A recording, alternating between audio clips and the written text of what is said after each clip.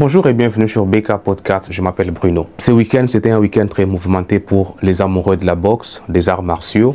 Nous avons tous assisté au combat de boxe entre Jake Paul et Tyson. C'est un combat qui s'est passé ici même dans la ville où je vis, dans les métroplexes de DFW, mais le combat a eu lieu dans la ville d'Arlington. C'était un événement réussi parce que près de 80 000 personnes ont fait les déplacements pour venir assister à cet événement grandiose. Et l'événement a été télévisé en ligne sur Netflix. On raconte qu'environ 60 millions de ménages ont suivi cela en direct, mis à part les bars, les buvettes où l'événement avait été diffusé en direct. Donc c'était un événement réussi. Maintenant, en parlant du sport lui-même, on peut dire que les combats n'avaient pas été à la hauteur des attentes des fans, puisque on s'attendait à voir un Mike Tyson tout feu, tout flamme, mais on ne l'a pas vu. On a plutôt assisté à un combat entre un jeune monsieur, Jake Paul, âgé de 28 ans, 27, 28 ans, avec Mike Tyson, un homme vieux, fatigué, dont les pieds n'étaient plus au rendez-vous et qui pouvait rien faire plutôt qu'encaisser un peu de coups de la part de Jake Paul. Et même à la fin, Jake Paul va reconnaître qu'il ne voulait pas blesser ni faire du mal à Mike Tyson parce qu'il ne méritait pas d'être blessé. Donc bref, c'était un combat qui ne valait pas la peine.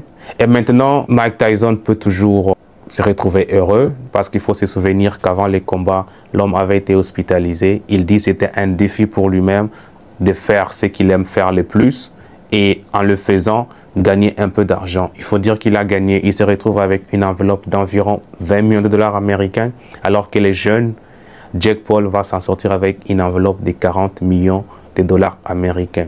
Donc c'était un événement important, mais il y a beaucoup de gens qui pensent que c'était un combat truqué, c'était une arnaque, parce que les scénarios avaient déjà été écrits. De la façon dont Mark se comporterait au premier round, il va venir un peu attaquer.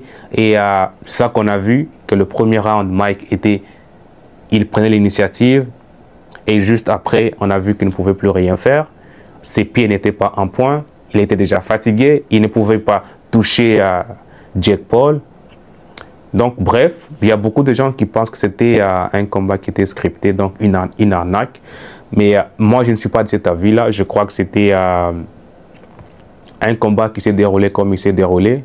Là, j'ai eu raison de Mike Tyson. Ses pieds n'étaient pas en point. Sa force de frappe n'était pas en point. La rapidité de ses coups n'était pas au rendez-vous. Mais plutôt, on a vu le jeune Jake Paul être beaucoup plus prudent dans son approche. Il utilisait le jab au loin pour effectivement mesurer et jauger la distance avec Tyson. En même temps, il avait peur de ne pas être touché. Et je crois que c'est une tactique qui a très bien joué à son avantage. Mais dans tous les cas, c'était une stratégie marketing totalement réussie. Nous étions nombreux à regarder cet événement et beaucoup de gens sont déplacés pour aller à Arlington le regarder directement au stade AT&T.